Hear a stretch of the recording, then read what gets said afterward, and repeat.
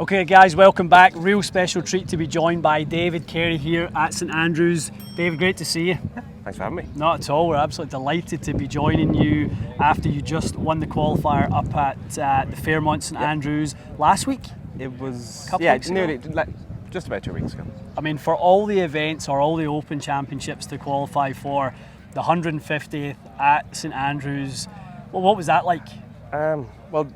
It was probably the last 3 months I've been telling everyone that I love golf history. So 150th at St Andrews, you just have to be there. Book your ticket because I'm going to be there, that's what you've been telling me. So on even the Monday evening, the qualifying was on Tuesday, I was down and I walked down 17, 18, 1, 2, having a look around the place and getting a little bit of extra inspiration. And no, it was not like this. It was not sunny. It was not warm.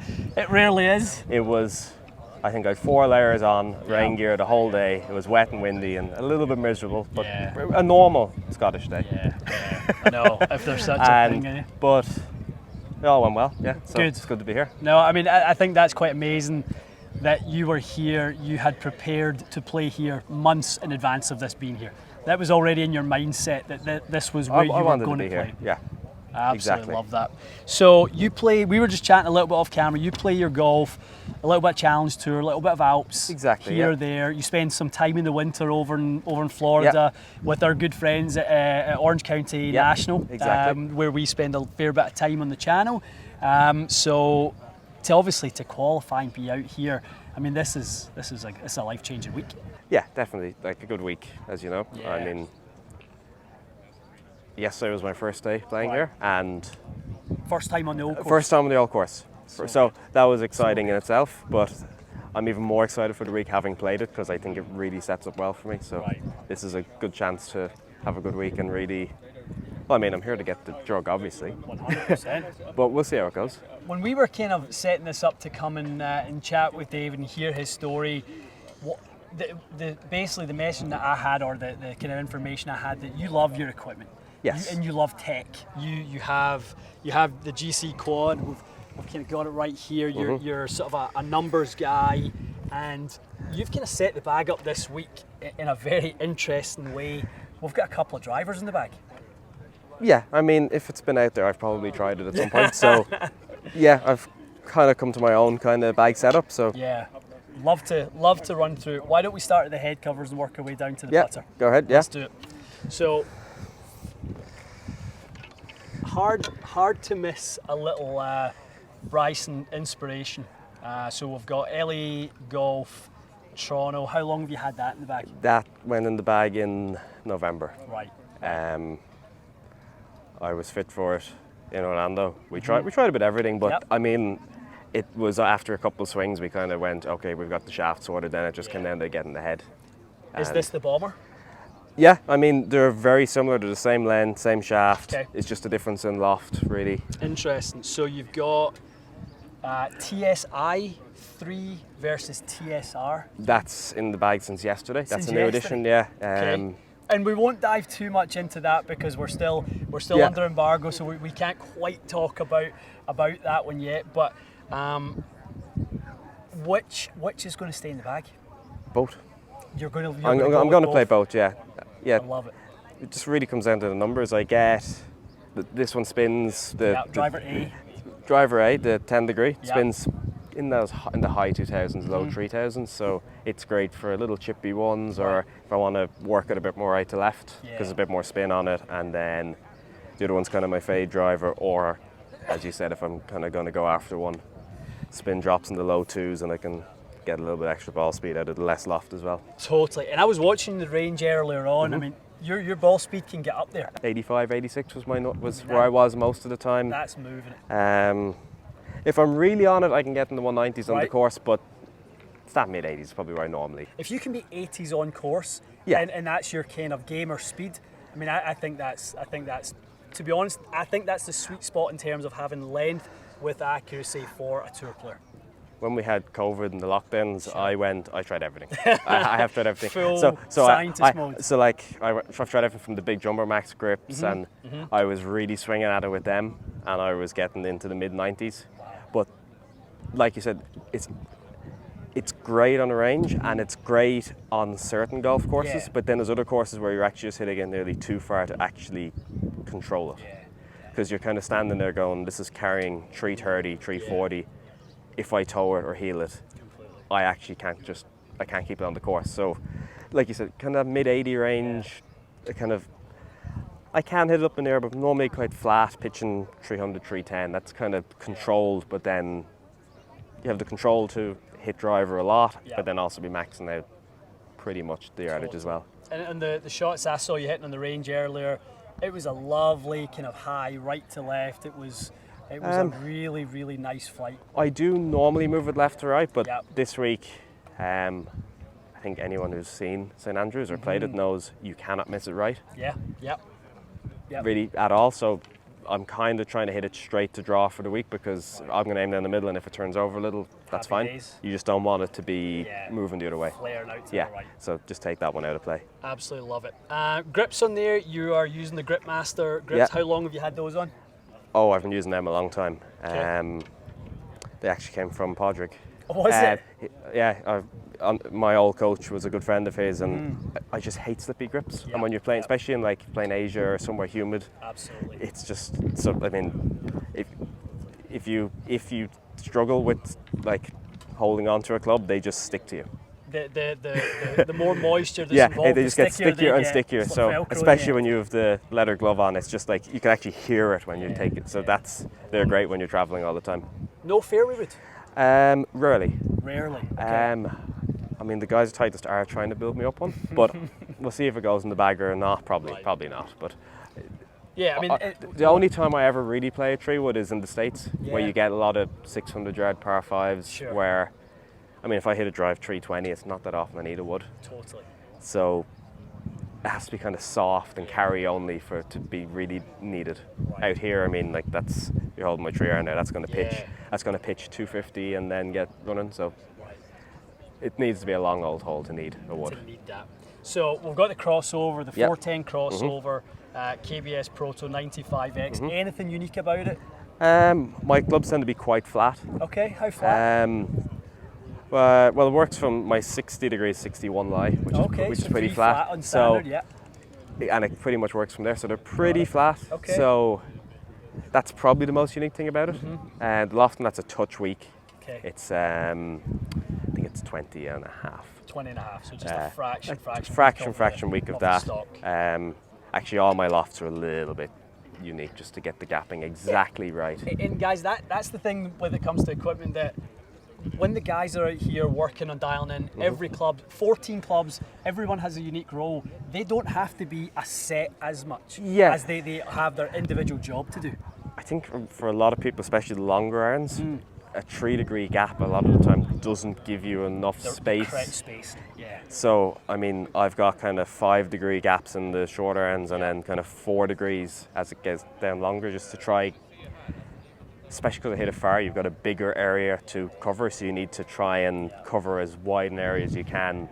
Well, you only have 14 clubs, so exactly. to try cover everything. Exactly. So you said this is kind of 250? 250 in the air, more or less, on a normal one. So after that, we're into some I210s, a shaft we're familiar with in the channel, the Dynamic Gold X7. This is about as stout as it gets. Yeah. Have you tried any Texas rebar? I haven't. I've never had access to that. Curious to try it? Considering I like the driver shaft, I would like to give the rebar a go. Actually, I've had a Bryson this morning as well. So we were chatting about stuff like that going around. Fantastic. But the X7s are, for me, they're good. Obviously, I hit it quite hard, quite a lot of speed, so they just give that stability.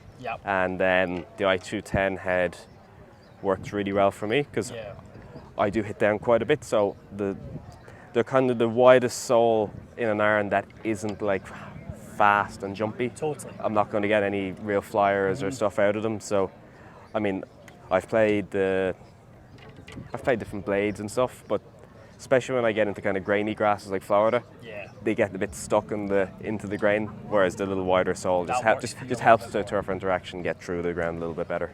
And sort of unique progression of the loft. Where do we go? Sort of where's the 4-iron at? Is it at a kind of traditional around 22, 23? So my short irons are weak and my long irons are strong, basically. Okay. So and that just gets you your gap. And yeah, what exactly. are your yardage gaps between clubs? Are you kind of 12 to 14 yards in that kind of range? A little more? Probably a little more. I mean, pitching wedge is like stock. I can push probably 10 more off on top of that. It depends if you turn one right to left or if you cut it up. So I work from like 150 in a wedge to kind of 165. So probably 15-ish would be normal. Yeah. Normal down. Trying to think. So yeah.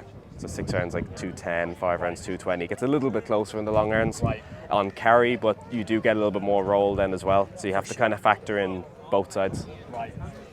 You've got 2 gap wedges in there, two utility I210s. One of them will come out. One of them is just a new build. So you're playing around? Same with, there should be 2 56s as well, just some fresh grooves.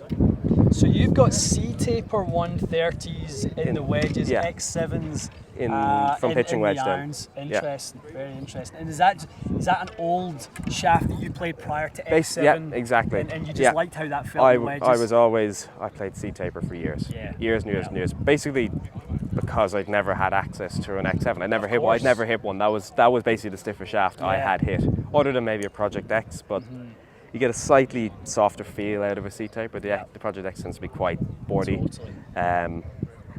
X7's kind of in between. You get kind of the stiffness, but without it feeling, to me, it as much work. Great, doesn't it? For as stiff as it is, exactly. It really does. Which is basically the same as the Trono and the driver. It's really, really stable, but without that lack of feel you sometimes get with other shafts. Although that's really that's an individual thing. You're no stranger to some lead tape.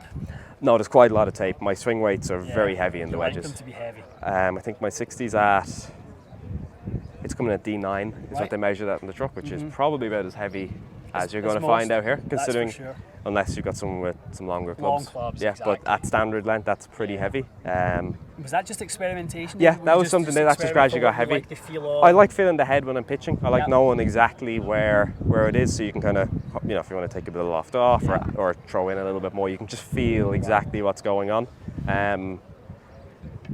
Love it. Thoughts on the new wedges?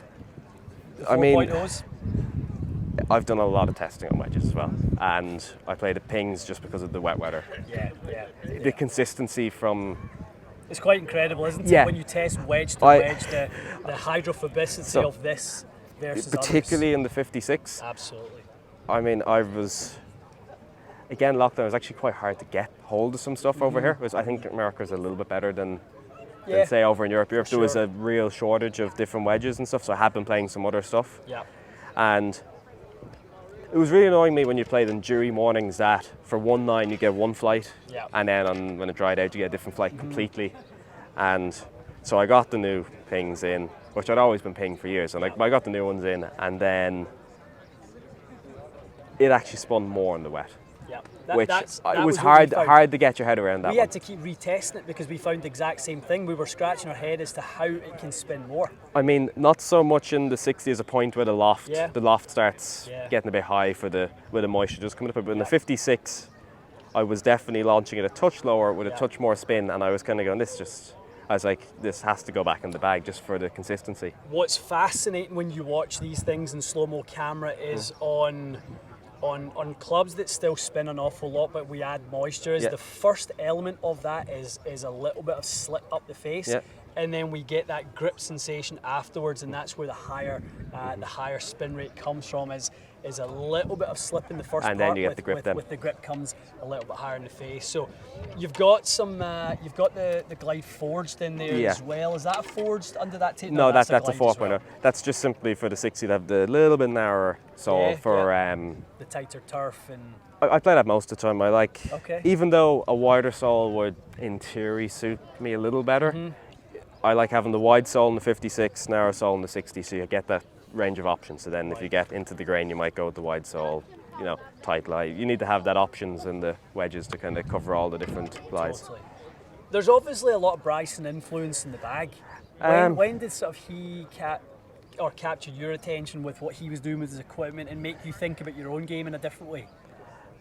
Again, that whole lockdown period, that lockdown was a terrible period for Shane over there, my coach, because it just because I didn't play your tournament for a year, it just gave me way too much time to start. When you're playing, when you're playing all the time, you kind of tend to stick with what you know. Yeah. But you give someone like me months and months off, I'll inevitably start going, what if I try this? What if I try that? I did try 1 length irons as well. Yep. I tried everything, as I said. So the putter, I'm pretty much a good putter with everything. Right. Is that the best part of your game? I would have said short game's normally the best part of my game. Pitching, anything to do with a wedge, I'm normally pretty good. Yeah. But when I'm on with the putter, I just make everything. Right. And that doesn't really matter what I have in my hands. But again, when I started testing, I just couldn't ignore the fact that I did get a better roll off that, a more consistent.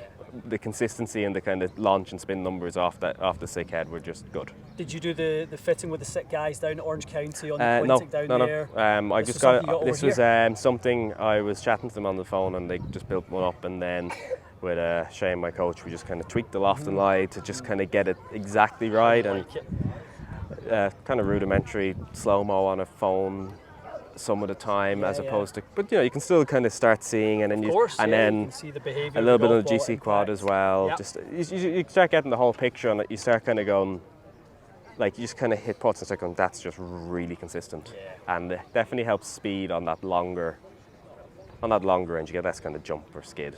Totally. So, and then across the face, as we may miss the middle on some of those longer putts when you've really got to hit one, keeps that consistency of ball speed across it. So your discrepancy on distance control is a little bit tighter.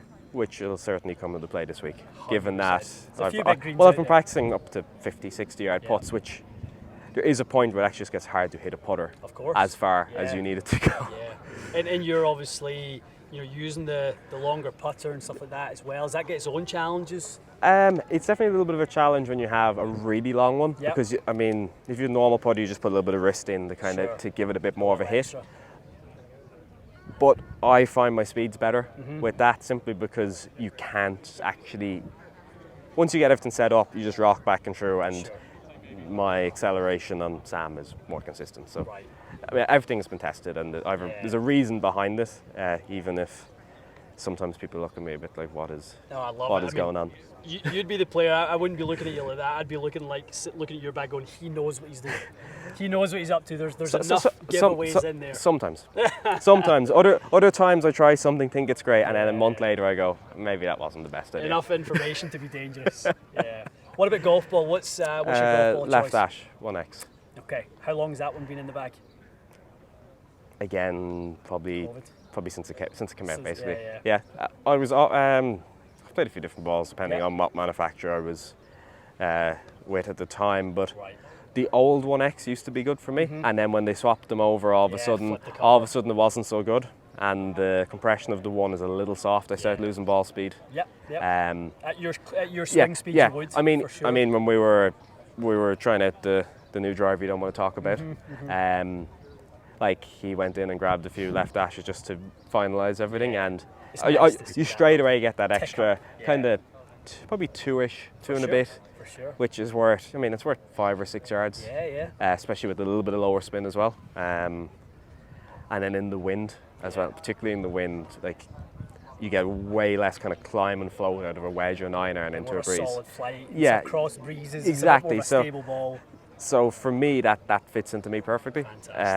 Wouldn't be for everyone. Obviously. No, for sure. I get my dad in an X because he needs a little bit of extra spin and stuff, keep everything in the air. Keep that compression high for the ball speed, but get the softer cover in there so you can get a little bit more spin and lift.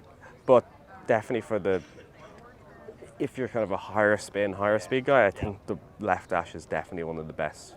Especially also, I do saltwater test them and stuff as well. So. David is one of us. It's official. It's not that often that I throw away a Titleist ball. Very, very rare. And I can't say that for every ball I've tested. Well, I tell you what, that was a real treat running through your bag. I mean, what a week it's going to be. It is going to be a very good week, especially when I have that claret jug on Sunday. On Sunday, a week from yesterday. We're going to be celebrating with you with that claret jug, and this better age well. It will. I've no doubt about that. I mean, the whole preparation. I love what you said. I mean, it was never anything other than in your mind that you were going to be here this week doing this. Yeah, this is what This is what you're yeah, working I stood there on that Monday picturing the tee shot there and won. So I love that. Absolutely love it's that. coming up soon. David, thank you, my No friend. problem at all. Okay, we're all rooting for you. Social media handles. Where can our subscribers follow you? David Carey Golf. If you look for Carey David Golf. Carey Golf, you'll find me, and probably find some quad numbers and stuff if you go looking as well. Okay, you post a little bit on Yeah, the a little numbers bit, and stuff like that. yeah. Fantastic. So you'll go find it. Well, some of I that mean, stuff. we're going to be out here the next couple of days. I may bug you to grab a couple of those numbers and No problem. COD if you're out there tomorrow hitting a few and stuff like that, and we can take a few screenshots to add into this video and let people see. No problem. We'll just do a few takes, make sure they're right. Exactly. That's what I always say to people. Remember who's editing these videos. It's us. Yeah. Excellent. Yeah, we'll get rid of any shanks. Exactly. Real treat, David. Thank you No so problem at much. all. Guys, special week for us. Hope you guys enjoy this content behind the scenes. Stay tuned for more. We'll see you again soon.